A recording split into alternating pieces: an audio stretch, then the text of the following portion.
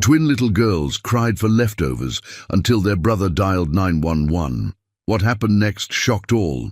If you enjoyed this story, subscribe to the channel and type HOPE in the comments. A beautiful piece of good news may come your way very soon. And don't forget to tell us where you're watching from. The old wooden floor creaked under Tyler's bare feet as he tiptoed toward the kitchen, careful not to wake his 4 little sisters sleeping on the thin mattress they all shared. At 8 years old, Tyler had learned to be the man of the house, even though he barely understood what that meant. His blonde hair was messy from another restless night, and his stomach growled so loudly he was sure it would wake everyone up. Sarah Williams sat at the small kitchen table surrounded by a mountain of unpaid bills and rejection letters. At 28, she looked older than her years, with dark circles under her eyes and hands that shook from exhaustion. The letter from social services lay open in front of her. Their food assistance had been terminated due to new regulations. The last of their cereal had been finished yesterday, and the refrigerator held nothing but condiment packets from fast food restaurants. "Mama?" Tyler's small voice broke the morning silence. "Are Mia, Zoe, Chloe, and Ava gonna eat today?" Sarah quickly wiped her tears and forced a smile. "Of course, sweetheart, Mama's just figuring things out." But even Tyler could see through her brave facade. The 4-year-old quadruplets would wake up soon, and Sarah had no idea how she'd explain why there was no breakfast again.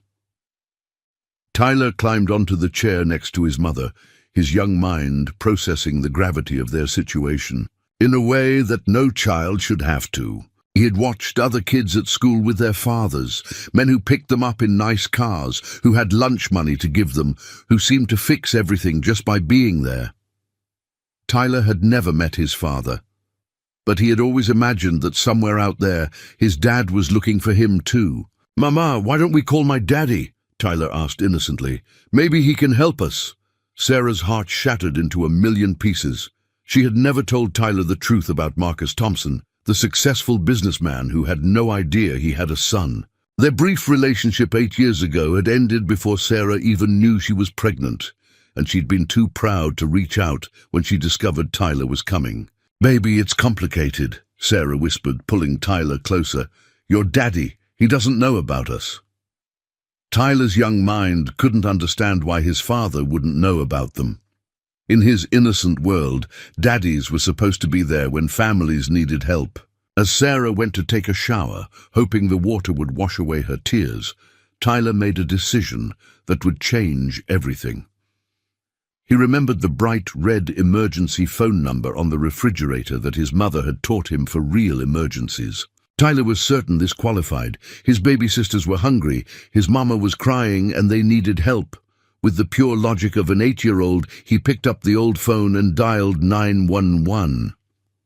911, what's your emergency? Officer Williams answered professionally. "Hi," Tyler said in his small, polite voice.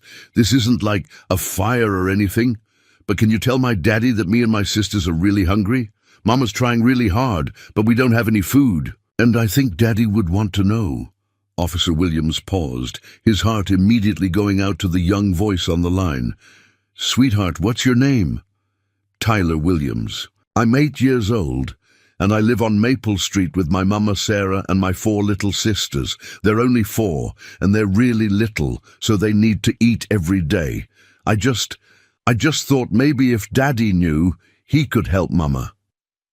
Tyler: "Honey, do you know your daddy's name or how to reach him?" "No, sir," Tyler replied sadly. "Mama says he doesn't know about us, but his name is Marcus something, and Mama said he has an important job.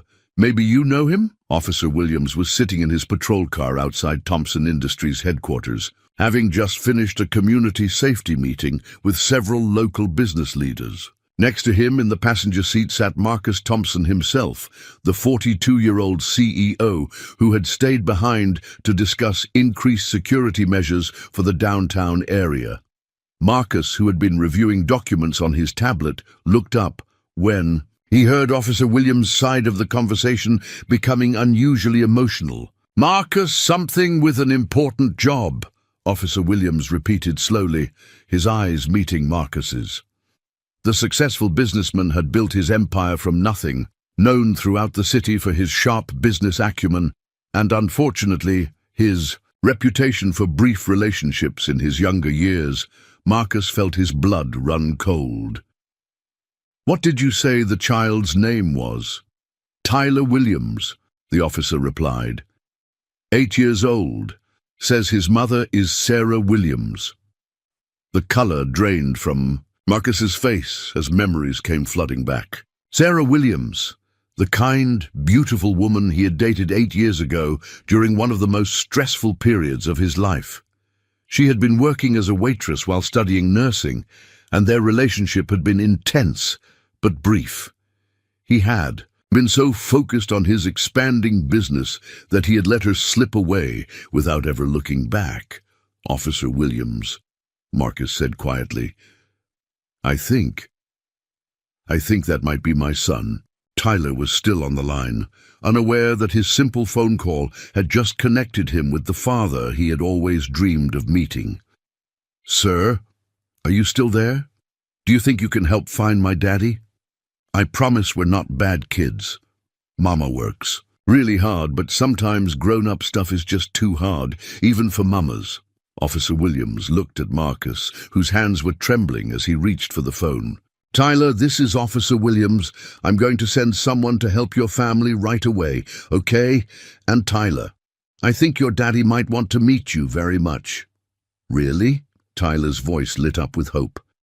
"Do you think he's been looking for us?" "Too." Marcus closed his eyes, overwhelmed with guilt and something he couldn't quite name, a mixture of fear, excitement, and an immediate, inexplicable love for a child he had never met. In that moment, everything he thought he knew about his life shifted completely. "Tyler," Officer Williams continued, "stay with your mama and sisters. Help is coming very soon." As Tyler hung up the phone, he ran to wake up his sleeping sisters, his young heart filled with hope for the first time in months. He didn't understand the complexities of adult relationships or the pain his mother had endured in silence. All he knew was that he had called for help, and help was coming.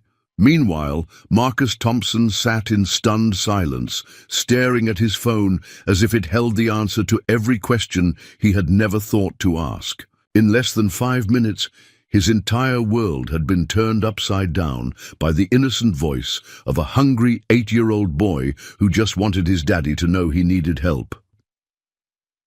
Marcus Thompson's penthouse office overlooked the bustling downtown district, but for the first time in years, he couldn't focus on the view or the important contracts spread across his mahogany desk.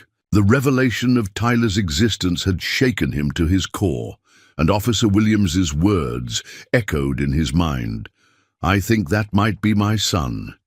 8 years ago, Marcus had been a different man, driven solely by ambition and terrified of anything that might slow down his meteoric rise in the business world.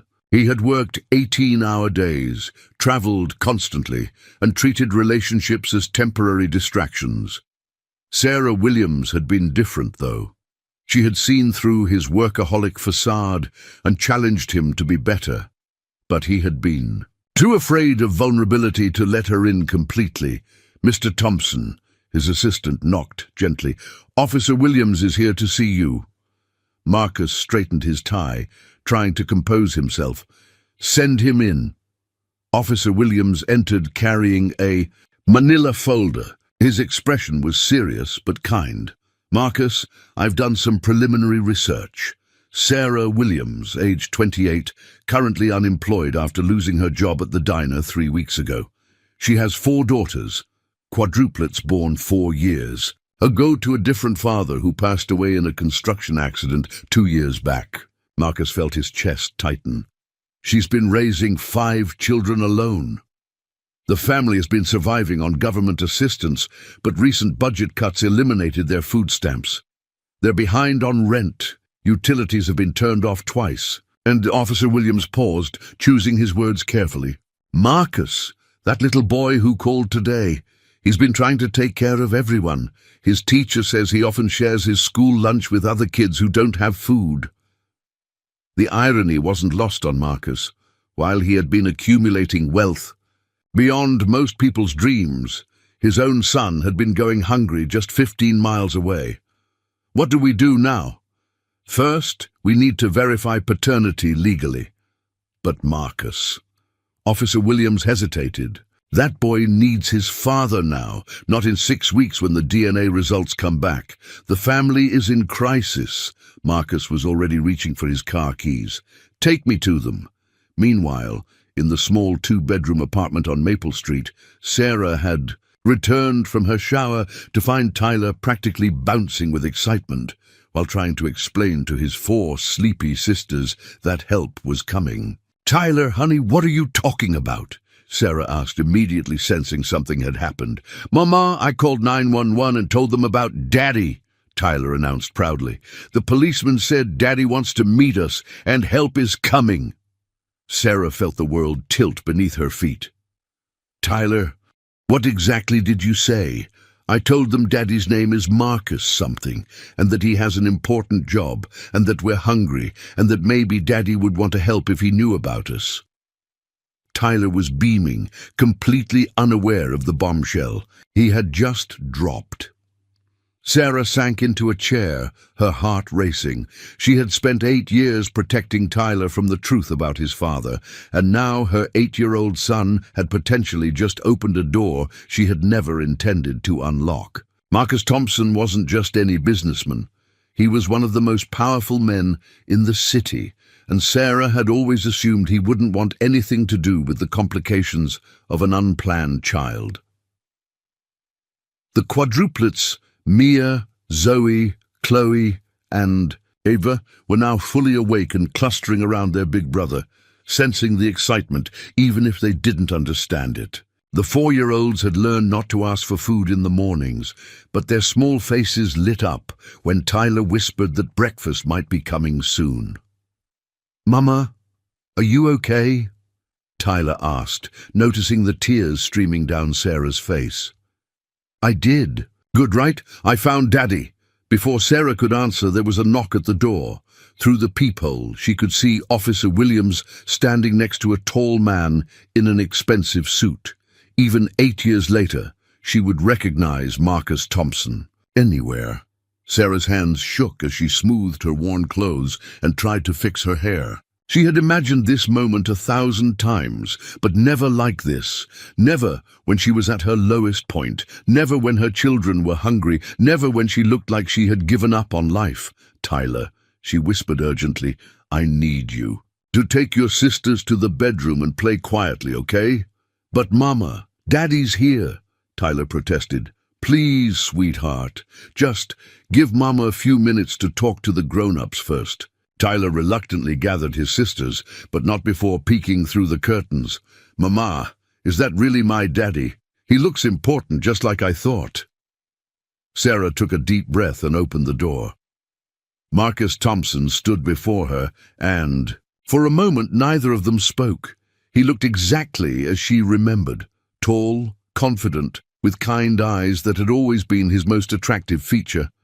But now those eyes held something she had never seen before: vulnerability. "Hello, Sarah," Marcus said softly. "Marcus," she replied, her voice barely audible. Officer Williams stepped forward diplomatically. "Mrs. Williams, Mr. Thompson would like to speak with you about Tyler's phone call this morning." Sarah invited them in, acutely aware of the apartment's shabby condition. The second-hand furniture, the stack of unpaid bills on the counter, the obvious absence of food in the kitchen. Marcus's presence seemed to make everything look even more desperate than it actually was. "Sarah," Marcus began, his voice thick with emotion, "why didn't you tell me?"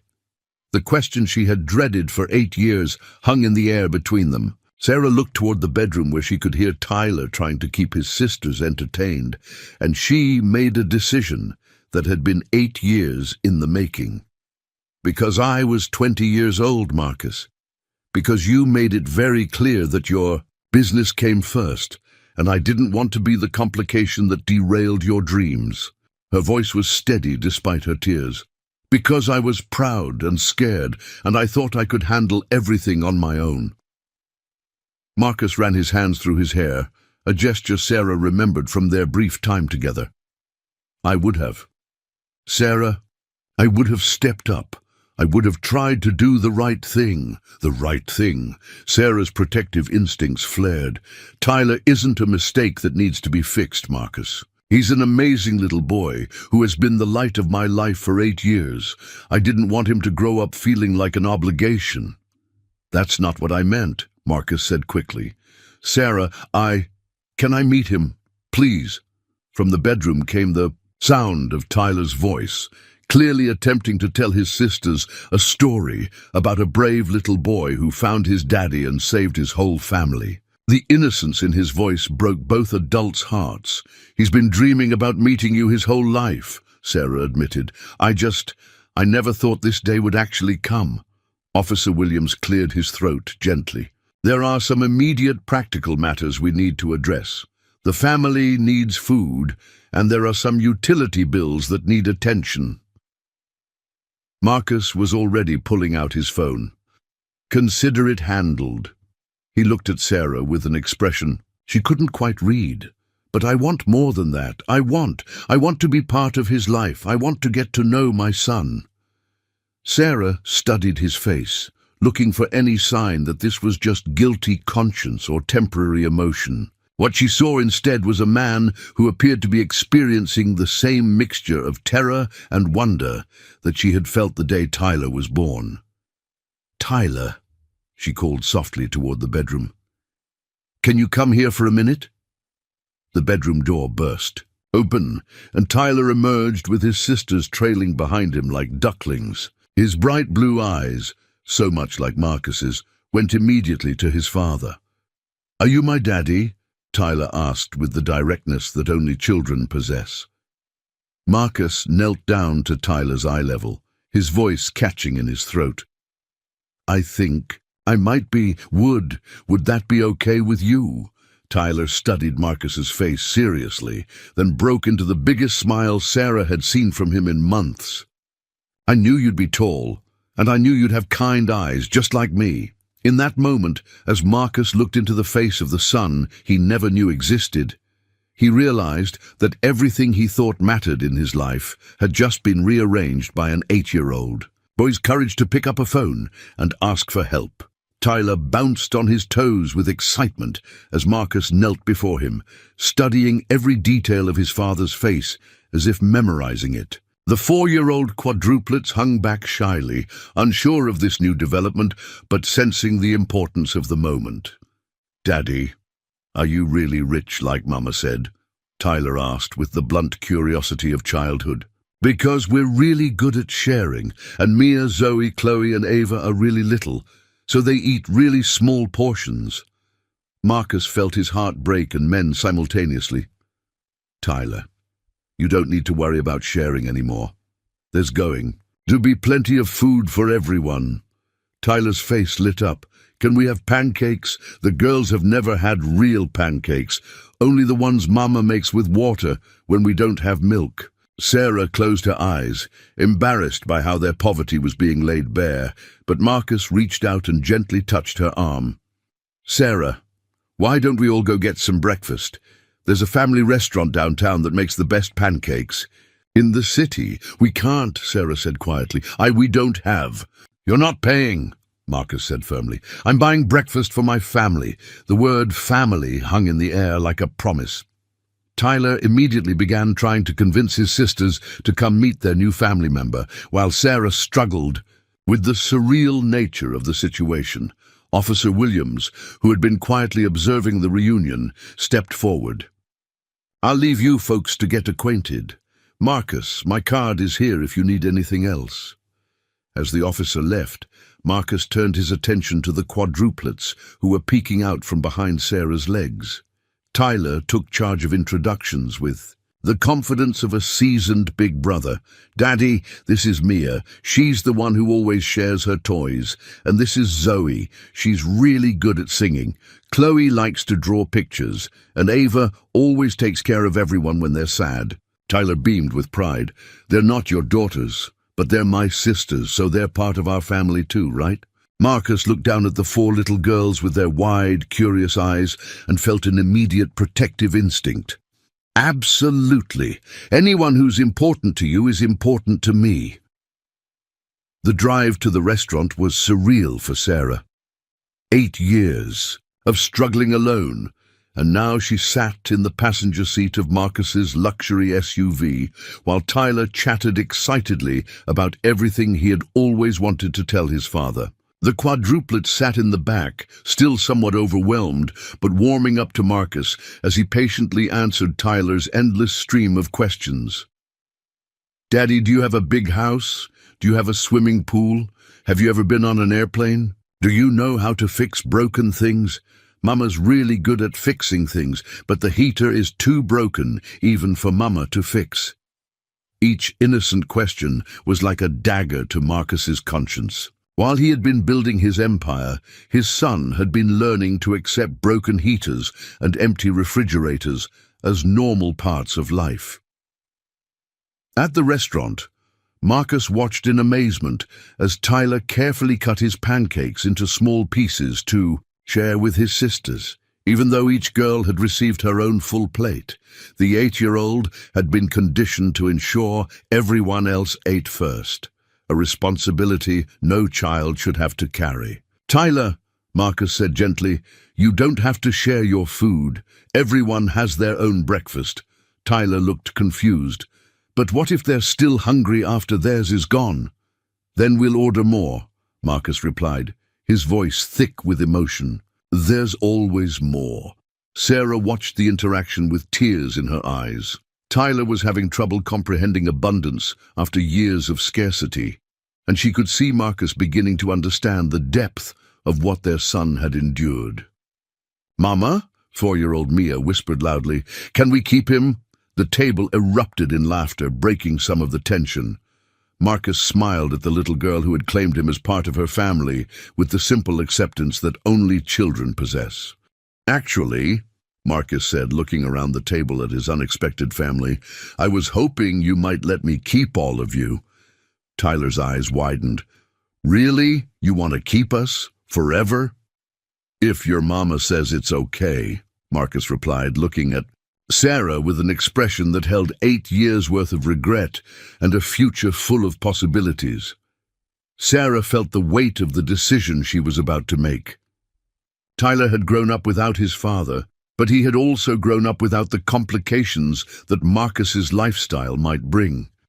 She had to consider not just her son's immediate needs, but his long-term well-being. "Tyler," she said carefully, "getting to know Daddy is going to take time. It's not like in the movies where everything becomes perfect right away." Tyler nodded seriously. "I know, Mama, but maybe Daddy can come visit us sometimes, and maybe help us fix the heater before winter comes." Marcus made a mental note to have the heater fixed before the day was over. "Tyler, what if we did more than just visits? What if we found you and your mama and sisters a nice house where everything works and where Daddy can come see you every day?" Tyler's fork clattered to his plate. "Every day? You mean like a real daddy?" "Exactly like a real daddy," Marcus confirmed. Sarah felt simultaneously grateful and terrified. The practical part of her knew that Marcus's help could transform their lives, but the protective part of her worried about what would happen if he lost interest or decided that sudden fatherhood was too complicated. "Marcus," she said quietly, "this is a lot to process. Yesterday, Tyler didn't even know if his father was alive, and now he has a father who's going to spend the rest of his life making up for lost time," Marcus finished. He looked directly into Sarah's eyes. I have no right to ask for your trust after 8 years of absence, but Sarah, I want to do this right. Not just the financial support. I want to be Tyler's dad in every way that matters." Tyler, who had been listening intently to the adult conversation, suddenly stood up on his chair. "Excuse me, everybody in the restaurant," he announced loudly. "I found my daddy." The other patrons turned to look at their table, many smiling at the boy's pure joy. Marcus felt his chest swell with pride and love for this brave, generous little boy who had changed his entire world with one phone call. As they finished breakfast, Marcus made a series of phone calls that would immediately address the family's most pressing needs. A grocery delivery service would stock Sarah's kitchen within hours. The utility companies would restore services that afternoon. A heating repair company would fix the furnace before evening. But more importantly, Marcus found himself making plans that extended far beyond emergency assistance. He was already envisioning family dinners, soccer games, school events, and all the ordinary moments of fatherhood that he had never imagined wanting. The 8-year-old boy who had simply wanted to tell his daddy that his family was hungry had unknowingly reunited a father and son who needed each other more than either of them had realized. But their story was just beginning, and the challenges ahead would test whether love could truly overcome 8 years of separation and the complexities of building a family from scratch. 3 weeks had passed since that life-changing phone call, and Marcus Thompson found himself living a double life he never could have imagined. By day, he ran board meetings and negotiated million-dollar deals. By evening, he was learning to braid 4-year-old hair and helping Tyler with 3rd grade math homework. The transformation hadn't been seamless. Marcus had immediately moved Sarah and the children into a beautiful 4-bedroom house in a safe neighborhood, complete with a backyard where the girls could play. He had enrolled them in the best schools, stocked the pantry with more food than they had seen in years, and hired a part-time nanny to help Sarah adjust to their new circumstances. But money, Marcus was learning, couldn't solve every problem. Tyler sat at the kitchen table of their new home, staring at a math worksheet he would normally complete easily. His small hands were shaking, and tears threatened to spill from his blue eyes. "What's wrong, buddy?" Marcus asked, sitting down beside his son. "The kids at school. They're asking weird questions," Tyler said quietly. "They want to know why I suddenly have a daddy, and why we moved to a fancy house, and why Mama doesn't look sad anymore." Marcus felt his chest tighten. "What kind of questions?" Tommy Johnson said his dad told him that people don't just get rich overnight unless they're lying about something. And Mrs. Peterson asked Mama if she was sure about all these sudden changes for our family. Tyler looked up at Marcus with worried eyes. "Daddy, did we do something wrong by finding each other?" Before Marcus could answer, Sarah entered the kitchen carrying a letter that made her face pale. Marcus immediately recognized the official letterhead. It was from Child Protective Services. "Sarah, what is it?" Sarah's hands trembled as she read. "Someone filed a report. They're questioning the sudden change in our living situation. They want to investigate whether the children are in a safe environment." Marcus felt fury rise in his chest. "What? Who would—" "It doesn't matter who," Sarah said, sinking into a chair. "What matters is that they're coming to interview the children tomorrow. They want to make sure Tyler wasn't coached to call you, that this isn't some kind of elaborate scheme." Tyler, who'd been listening with the hyper-awareness that children develop in unstable situations, spoke up quietly. "Are they gonna take us away from Daddy? I just found him?" The fear in his 8-year-old voice broke both adults' hearts. Marcus knelt beside Tyler's chair, taking his small hands in his larger ones. "Tyler, listen to me very carefully. No one is taking you away from me. No one is taking your sisters away from your mama. We're a family now, and families stick together." But even as Marcus spoke the words, he felt the weight of their complicated situation. He was a wealthy bachelor who had suddenly claimed an 8-year-old son and taken financial responsibility for 4 additional children. From the outside, he could understand how it might look suspicious. "Daddy," Tyler whispered, "what if they don't believe that you're really my daddy? What if they think Mama made me call you?" Marcus exchanged a look with Sarah over Tyler's head. They both knew that bureaucracy didn't always prioritize what was best for children, especially when the situation seemed too good to be true.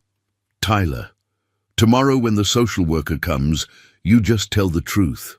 Tell them exactly what happened. That you were worried about your sisters being hungry, that you wanted to find your daddy, and that you decided to call 911 all by yourself. Tyler nodded solemnly, but Marcus could see the worry lines forming on his young face, lines that no 8-year-old should have to carry. That evening, after the children were in bed, Marcus and Sarah sat in the living room facing the reality of their situation. "Marcus, maybe this is happening too fast," Sarah said. "Maybe we should slow down, prove that this is real and not just some impulsive reaction to guilt." "Sarah, I've spent 3 weeks getting to know my son.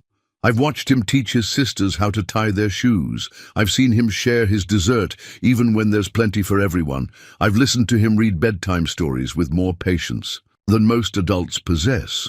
That little boy has been the father figure in this family for years, and now that he finally has an actual father, someone wants to tear us apart?" Sarah could hear the passion in Marcus's voice, but she also heard something. The tone of a man who was used to getting his way and wasn't accustomed to having his decisions questioned. "This isn't a business deal you can just push through, Marcus. These are children's lives. Tyler has attached himself to you completely.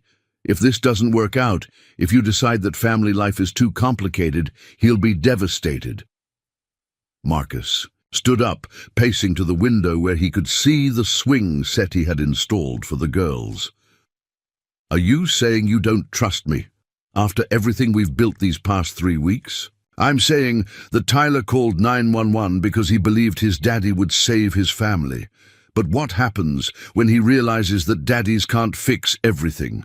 What happens when normal family problems arise and you can't just throw money at them?" Their conversation was interrupted by a small voice from the stairway. "Mama, Daddy, are you fighting?" Tyler stood on the stairs in his pajamas, clutching the stuffed dinosaur Marcus had bought him on their second day together. Behind him, 4 little faces peered through the stair railings. The quadruplets had learned to wake up when voices were raised, a survival skill from their previous life. "No, sweetheart," Sarah said quickly. "Daddy and Mama are just talking about grown-up stuff." Tyler came down the stairs slowly, his expression serious. "Are you worried about the lady who's coming tomorrow?" Marcus knelt down as Tyler approached. "A little bit. Are you?" Tyler nodded. "But Daddy, I've been thinking. Remember when I called 911 and everything seemed impossible, but then you found us anyway?" "Yes. Maybe tomorrow will be like that too. Maybe the lady will see that we're happy now, and she'll understand that families can happen in different ways." Marcus felt his heart swell with pride and love for this remarkable child who somehow maintained optimism despite everything he had endured. "Tyler, how did you get so wise? Mama taught me that when things seem really scary, you just tell the truth and hope that good people are listening." Sarah felt tears spring to her eyes. Tyler was quoting something she had told him during their darkest days, when she had been trying to convince herself as much as him that everything would work out. "Tyler," Marcus said, "tomorrow when the social worker comes, I want you to remember something. You saved our family when you made that phone call. You brought us all together, no matter what anyone says. That was brave and smart and exactly the right thing to do." Tyler smiled, but then his expression grew thoughtful again. "Daddy, can I ask you something?" "Always. When the lady asks me if I'm happy, can I tell her about the pancakes?" Marcus looked confused. "The pancakes? The first time we had breakfast together, you said there would always be more food if we were still hungry, and there has been, every single day." Tyler's voice grew stronger. "I want to tell her that I'm not scared about being hungry anymore, and that my sisters laugh now instead of just being quiet all the time."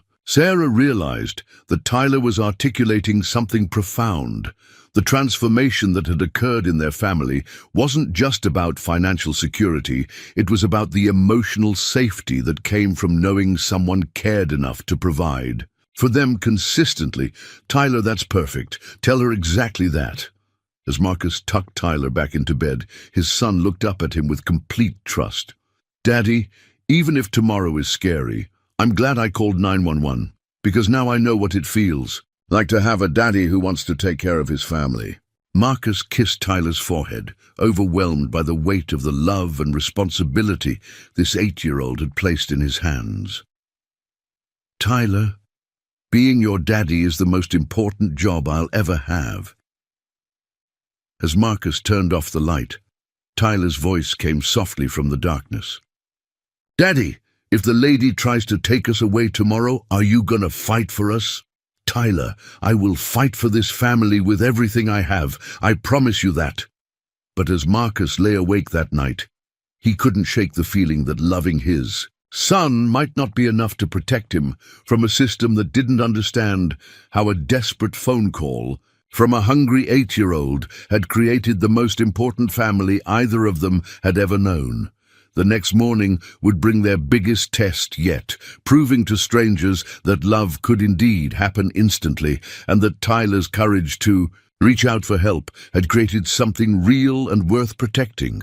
The social worker arrived precisely at 9 o'clock, carrying a clipboard and wearing an expression that suggested she had seen every kind of family dysfunction imaginable. Mrs. Patricia Hendricks was a woman in her 50s with kind eyes, but a no-nonsense demeanor that made both Marcus and Sarah nervous. "Mr. Thompson, Mrs. Williams," she greeted them professionally. "I'm here to conduct a routine investigation based on a report filed regarding the welfare of the children in this home." Tyler, who had been watching from the living room window, immediately came to stand beside Marcus. The gesture wasn't lost on Mrs. Hendricks, who noted how naturally the child gravitated toward the man claiming to be his father. "Tyler, I presume," she said, crouching down to his eye level. "I'm Mrs. Hendricks. I'd like to talk to you about your family, if that's okay." Tyler nodded solemnly. "Yes, ma'am. My mama taught me to always be polite to grown-ups and tell the truth." Mrs. Hendricks smiled slightly. "Your mama sounds very wise. Can you tell me about the phone call you made a few weeks ago?" Tyler's face lit up with enthusiasm. "Oh, that's when I found my daddy. See, my sisters were really hungry, and Mama was trying really hard, but sometimes grown-up problems are too big even for mamas. So I remembered that 911 is for emergencies, and I thought not having food was an emergency. So you called 911 all by yourself? No one told you to make that call?" "No, ma'am. Mama was in the shower and my sisters were still sleeping. I just thought that if my daddy knew we needed help, he would want to help us, because that's what daddies do, right?" Mrs. Hendricks was clearly moved by Tyler's innocence, but she maintained her professional demeanor. "And what happened after? You called? The policeman was really nice and he said he thought he could find my daddy, and then daddy came to our old house and he looked exactly like I thought he would, tall and kind, with eyes like mine." "Tyler, has anyone ever told you what to say about your daddy? Has anyone coached you about this story?" Tyler looked confused. "Coached? Like for soccer?" "No, ma'am. This isn't a story. This is what really happened. Want me to show you the picture I drew?" Without waiting for an answer, Tyler ran to get his artwork. Mrs. Hendricks turned to Marcus. "And Sarah, I need to speak with each of you separately, and then with the other children." Marcus went first, answering questions about his sudden discovery of fatherhood, his financial arrangements for the family, and his long-term intentions. Mrs. Hendricks was thorough but not unkind. "Mr. Thompson, I have to ask, this is a significant lifestyle change for you. How do we know this isn't a temporary burst of guilt that will fade when the novelty wears off?" Marcus had been dreading this question, but he answered honestly. Mrs. Hendricks, 3 weeks ago I thought success meant closing big deals and accumulating wealth. Now I know that success means Tyler running to me when he gets home from school and helping 4 little girls learn to trust that there will always be food on the table. I can't prove to you that this feeling won't change, but I can tell you that every day I love these children more, not less. And your relationship with Mrs. Williams? Sarah and I are learning to co-parent. We're not rushing into anything romantic. Our focus is on providing stability for the children. Sarah is an amazing mother, and I respect her completely. Mrs. Hendricks made notes, then interviewed Sarah, asking about her concerns, her assessment of Marcus's commitment, and the children's adjustment to their new circumstances. The children have flourished, Sarah admitted. Tyler was carrying responsibilities that no 8-year-old should have to handle. Now he's playing like a normal kid. The girls were always quiet and careful. Now they laugh and make noise like children should. Are you concerned about Mr. Thompson's motivations? Sarah hesitated. Initially, yes. But Mrs. Hendricks, I've watched Marcus with Tyler. I've seen him learn to braid hair and help with homework and read bedtime stories. I've seen him get up in the middle of the night when one of the girls has a nightmare. Even though they're not biologically his children, this isn't guilt or obligation. This is love. When Mrs. Hendricks interviewed the quadruplets, their answers were equally telling. 4-year-old Mia announced that Tyler's daddy fixed our heater and makes sure we have snacks. Zoe sang a little song about their new house with the pretty garden. Chloe showed her drawings of their family, now including a tall figure she identified as Tyler's daddy, who takes care of all of us. And Ava simply stated, he gives good hugs and he doesn't go away. But it was Tyler's final interview that proved most revealing. Tyler, are you happy in this home? Mrs. Hendricks asked. Yes, ma'am, but not just because of the nice house or the food or the toys. Then why? Tyler thought carefully before answering. Because for my whole life, I had to take care of everyone. I had to make sure my sisters weren't too hungry, and that Mama wasn't too sad, and that everyone was okay. But now, Daddy takes care of all of us, and I can just be a kid. What does just being a kid mean to you? It means I can play without worrying that something bad will happen while I'm not paying attention. It means I can go to sleep without listening to make sure everyone is breathing okay. It means I can ask Daddy for help with my homework instead of trying to figure everything out by myself. Mrs. Hendricks felt her professional composure slip slightly. Tyler, you sound like you were taking care of everyone before your daddy came. Yes, ma'am. Mama needed help, and I was the biggest kid, so it was my job. But now Daddy and Mama take care of everything together, and I can just be Tyler. And how do you feel about your daddy? Tyler's face transformed with pure joy. Mrs. Hendricks, do you know what it feels like when you've been looking for something your whole life, and then you finally find it? That's how I feel about Daddy. Like I was missing a piece of myself, and now I'm complete. As the interview concluded, Mrs. Hendricks found herself in an unusual position. The report that had triggered her visit suggested a suspicious situation. A wealthy man suddenly claiming paternity and moving a struggling family into luxury. But what she had observed was a genuine family dynamic that had formed organically around a child's desperate need for help. Mr. Thompson, Mrs. Williams, she said, gathering her materials, I've been doing this job for 15 years, and I've seen every kind of family situation imaginable. What I see here is a child who made a courageous decision to reach out for help, and adults who responded with love and commitment. Marcus felt relief flooding through him, but Mrs. Hendricks wasn't finished. However, I am recommending continued monitoring for the next 6 months. Not because I doubt your intentions, but because this family formed under extraordinary circumstances, and I want to ensure that the foundation you're building remains strong as the initial excitement settles into routine. Tyler, who had been listening from the doorway, stepped forward. "Mrs. Hendricks, does that mean we get to stay together?" "Yes, Tyler. You get to stay with your family." Tyler threw his arms around Marcus's waist. "Daddy, we passed the test." Mrs. Hendricks smiled genuinely for the first time that day. "Tyler, there was never really a test. Sometimes grown-ups just need to make sure that children are safe and loved. And you, young man, are clearly both." As Mrs. Hendricks prepared to leave, she pulled Marcus aside. "Mr. Thompson, that boy saved your family when he made that phone call, but you saved it too when you chose to embrace the responsibility. Don't take that lightly." "I won't," Marcus promised. "Mrs. Hendricks, Tyler thinks he found his daddy when he called 911, but the truth is, I found my purpose." That evening, as the family celebrated with Tyler's favorite dinner of spaghetti and meatballs, Marcus realized that the investigation had actually strengthened their bonds.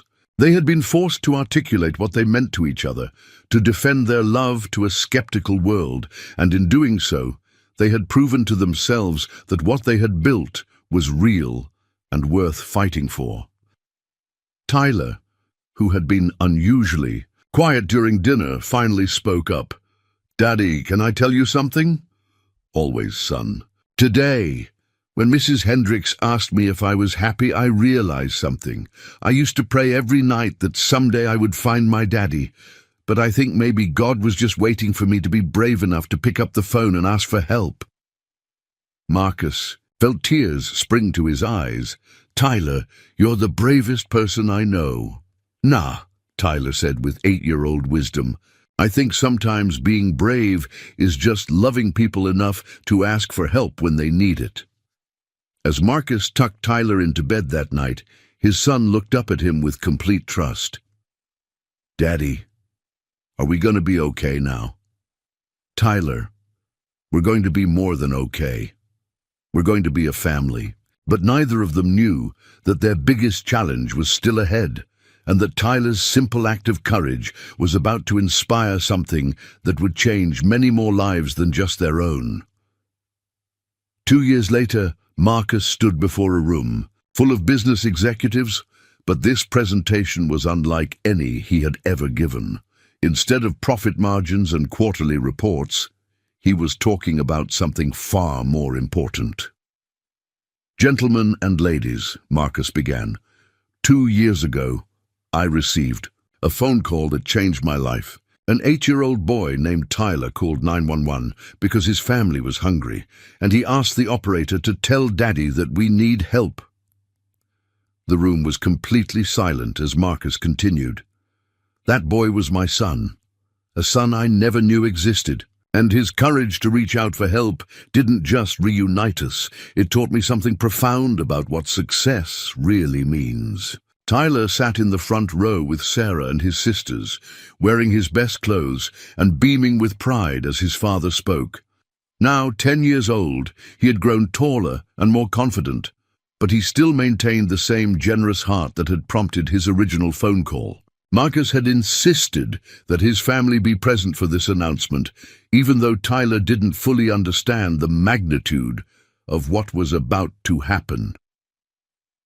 "Today, I'm announcing the launch of the Tyler Foundation," Marcus continued. "A foundation dedicated to ensuring that no child in our city goes hungry, and that every child has access to the resources they need to reach out for help when their families are in crisis." The audience erupted in applause, but Marcus wasn't finished. "The foundation will provide emergency food assistance, family support services, and most importantly, a dedicated hotline where children can call for help, not 911, but a number specifically designed to connect struggling families with resources and support." Tyler's eyes grew wide as he began to understand. "Daddy, you named it after me?" Marcus stepped away from the podium and knelt beside his son. "Tyler, when you called 911, you saved our family. Now we're going to help save other families too." But the biggest surprise was yet to come. Marcus returned to the podium and signaled to his assistant, who wheeled in a large covered display. The Tyler Foundation's first initiative will be the construction of a community center right here in downtown, featuring a food bank, family counseling services, after-school programs, and a safe space where children can come when they need help. Marcus pulled away the covering to reveal an architectural model. "The Tyler Center for Family Support," Tyler gasped, staring at the model that showed a beautiful building with his name prominently displayed. That's really named after me. Tyler, you taught me that sometimes the smallest voices carry the most important messages. This center will make sure those voices are always heard. Sarah wiped tears from her eyes as she watched her son process the magnitude of what was happening. Tyler had gone from a hungry child calling 911 to having a building named in his honor, but Tyler's response was characteristically selfless. "Daddy, does this mean other kids won't have to be scared about being hungry anymore?" "That's exactly what it means, son." Tyler stood up, his 10-year-old voice carrying clearly through the large room. "Can I say something?" Marcus nodded, and Tyler approached the microphone, which had to be lowered for him to reach. "Hi, everyone," Tyler began nervously. "I'm Tyler, and this is my family. My mama Sarah, my daddy Marcus, and my sisters Mia, Zoe, Chloe, and Ava." The girls waved shyly from their seats. "When I called 911, I was really scared. I thought maybe I was in trouble, or maybe the policeman wouldn't understand why I needed help. But I was more scared of my sisters being hungry than I was of getting in trouble." The room was absolutely silent, hanging on every word from this remarkable child. "I want to tell all the kids out there that it's okay to ask for help. It's okay to tell grown-ups when something is wrong, and if you're brave enough to ask for help, there are people who want to help you." Tyler paused, looking at Marcus with pure love. "I found my daddy because I was brave enough to ask for help, and now maybe other kids can find help too." The applause that followed was thunderous, but Tyler wasn't finished.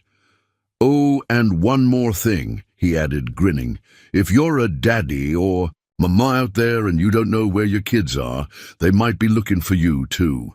Sometimes families just need help finding each other." As Tyler stepped away from the microphone, Marcus swept him up in a hug that conveyed 10 years' worth of love and pride.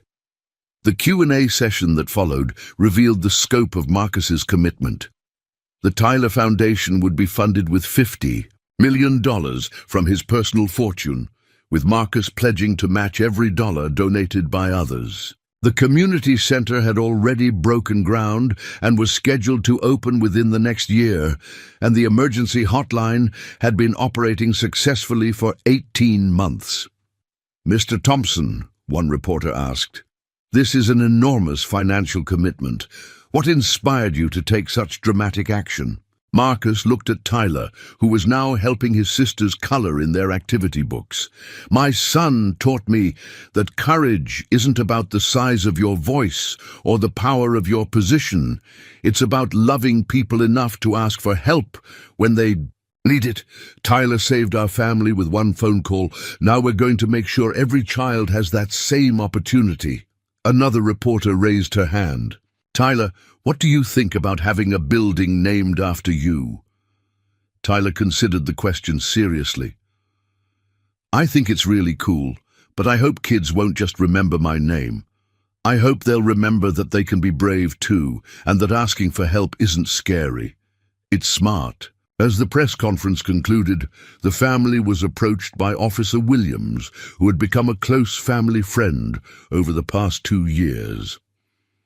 "Tyler," the officer said, "do you remember that day you called 911?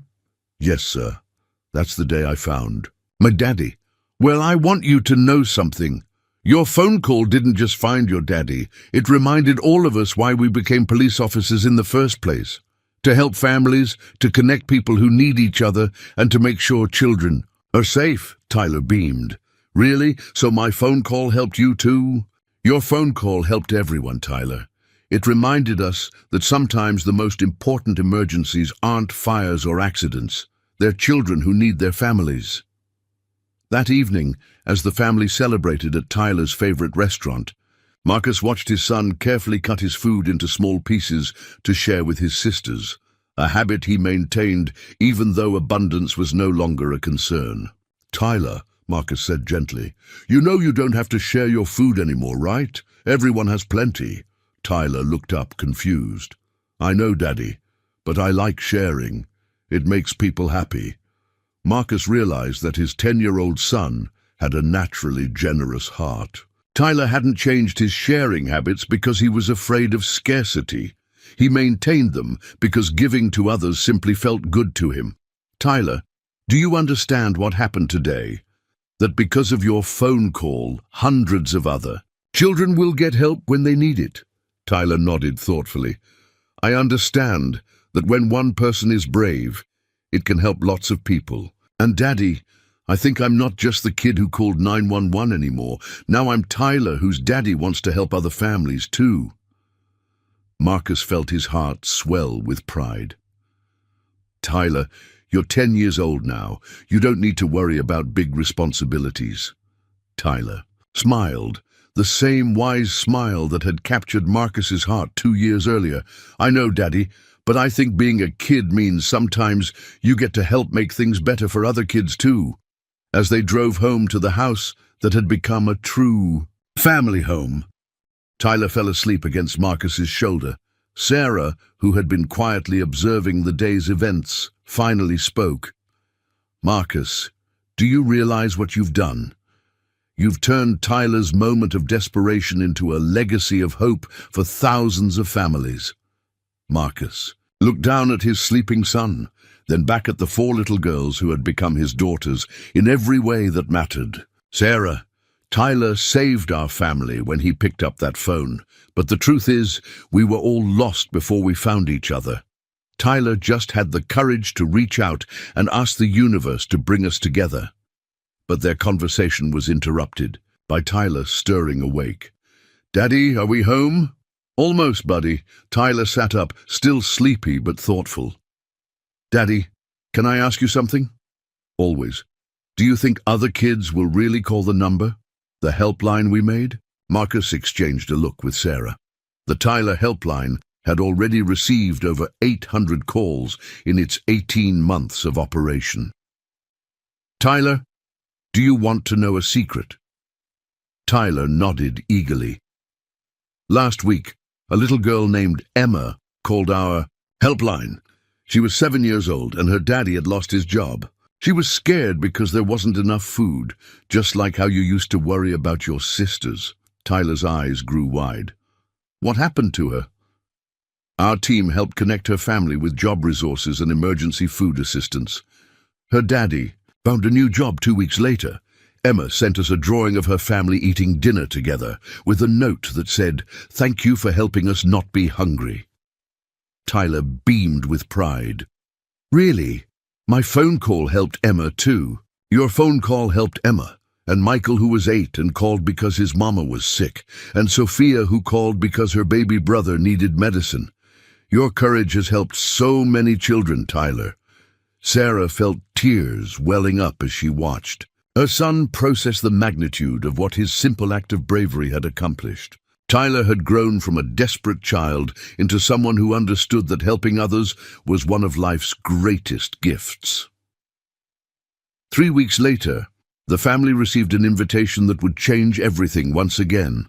The President of the United States had heard Tyler's story and wanted to honor him at a special White House ceremony for young heroes who had made a difference in their communities. "The White House!" Tyler gasped when Marcus told him the news. "Like where the president lives." "That's right, son. They want to honor you for being brave and helping other families." Tyler was quiet for a long moment, processing this information. "Daddy, can my sisters come too? And Mama, because I couldn't have been brave without them." Marcus felt his heart swell with pride. Even receiving national recognition, Tyler's first thought was including his family. The day of the White House ceremony, Tyler stood in the rose garden wearing his best suit, nervously adjusting his tie as photographers captured the moment. President Collins knelt down to Tyler's level, speaking to him with the same respect she would show any dignitary. Tyler, your story has inspired our entire nation. When you called 911 asking for help for your family, you showed us what real courage looks like. Tyler looked up at the president with wonder. Thank you, ma'am. But I think maybe courage is just when you love people enough to ask for help. The president smiled. Tyler, I want you to know that because of your story, Congress has approved funding for a national children's crisis helpline modeled after your family's Tyler Foundation. Your one phone call is going to help children all across America. Tyler's eyes went wide. All across America? Like in every state? Every single state, Tyler. From California to Maine, from Texas to Alaska. Children everywhere will have someone to call when they need help, just like you did. As the ceremony concluded and the family prepared to return home, Tyler pulled Marcus aside. Daddy, I'm really happy about helping kids everywhere, but can I tell you what makes me the most happy? What's that, son? That Mama doesn't cry anymore when she thinks we're sleeping, and that my sisters laugh all the time now, and that you come home every day and help me with my homework and tuck me in at night. Tyler paused, his young face serious. I think maybe the best part about calling 911 wasn't finding you, Daddy. It was making our whole family happy. Marcus knelt down and pulled Tyler into a hug that conveyed 2 years' worth of love and gratitude. Tyler, you didn't just save our family, you taught us all what it means to love unconditionally. 6 months after the White House ceremony, Tyler celebrated his 10th birthday with a party that included not just his family, but dozens of children whose families had been helped by the Tyler Foundation. Emma, the 7-year-old who had called. The helpline had become Tyler's pen pal. Michael, the 8-year-old whose mother had been sick, sent Tyler a video of his mama dancing at his school performance. Daddy, Tyler said, as they watched the children play in their backyard, I used to think that calling 911 was the biggest thing I'd ever do. But now I think maybe the biggest thing is just being part of a family that helps other families. Sarah, who had been watching from the kitchen window, joined Marcus on the patio. Over the past 2 years, their relationship had evolved from co-parents to something deeper, a partnership built on mutual respect and shared commitment to their children. Marcus, she said quietly, do you ever wonder what would have happened if Tyler hadn't been brave enough to make that call? Marcus considered the question as he watched Tyler teaching the younger children how to play his favorite game. I think about it sometimes, but then I remember what Tyler told me once, that maybe God was just waiting for him to be brave enough to ask for help. Do you really believe that? I believe that Tyler's courage changed all of our lives in ways we never could have imagined. I was a successful businessman, but I wasn't really living until I became Tyler's father. As the party wound down and the last guests departed, the family gathered in the living room for Tyler's traditional birthday story time. For the past 2 years, Tyler had asked Marcus to tell the story of the day Daddy found us, and each year, the story grew richer with new details and deeper understanding. Once upon a time, Marcus began, there was a very brave little boy who loved his family so much that he was willing to pick up the phone and ask for help even though he was scared. Tyler, now 10 but still small enough to curl up against his father's side, interrupted as he always did. Tell about how the policeman was friends with you, Daddy. Ah, yes. And by a miracle that can only happen when love is involved. The policeman, who answered the phone, happened to be talking to the little boy's daddy at that exact moment. The quadruplets, now 6 years old and more articulate, chimed in with their favorite parts of the story. Mia loved hearing about the first breakfast with pancakes. Zoe always asked about the songs they sang in the car. Chloe wanted to hear about Tyler's drawings. And Ava invariably asked about the hugs. As Marcus concluded the story, Tyler looked up at him with the same trusting expression he had worn that first day in the restaurant. Daddy, do you think our story is finished now? Marcus smiled, pulling Sarah closer and looking around at their beautiful, chaotic, perfect family. Tyler, I think our story is just beginning. Every day we have together is a new chapter, and every family we help through the foundation is another story that starts with courage and ends with love." Tyler nodded solemnly, then broke into the grin that had captured Marcus's heart from the very first moment.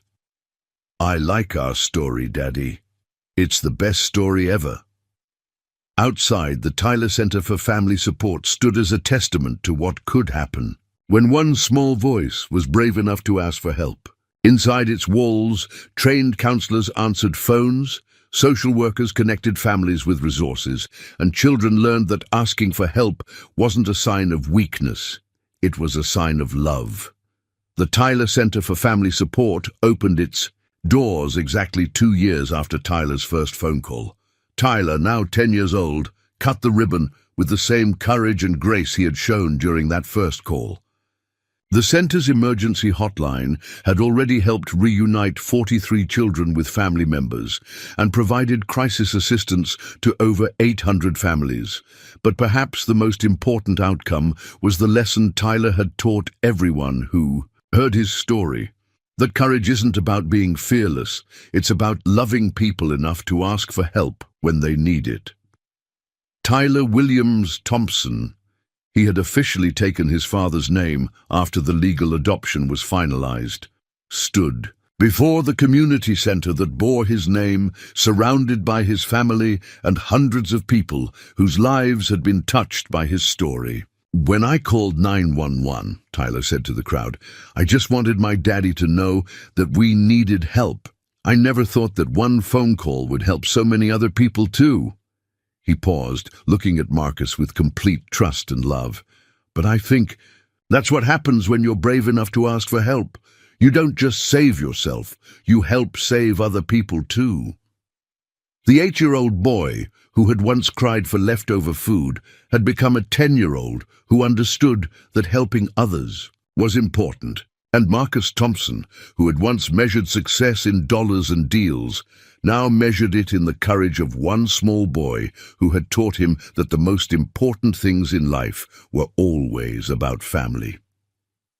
Tyler's story had begun with a hungry child's desperate phone call, but it had become something much larger, a testament to the power of love, the importance of family, and the extraordinary things that can happen when someone is brave enough to reach out and ask for help.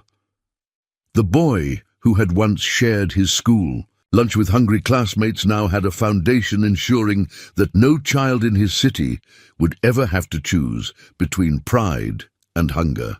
And the father, who had once prioritized business over everything else, now knew that his greatest achievement would always be the moment he answered his son's call for help.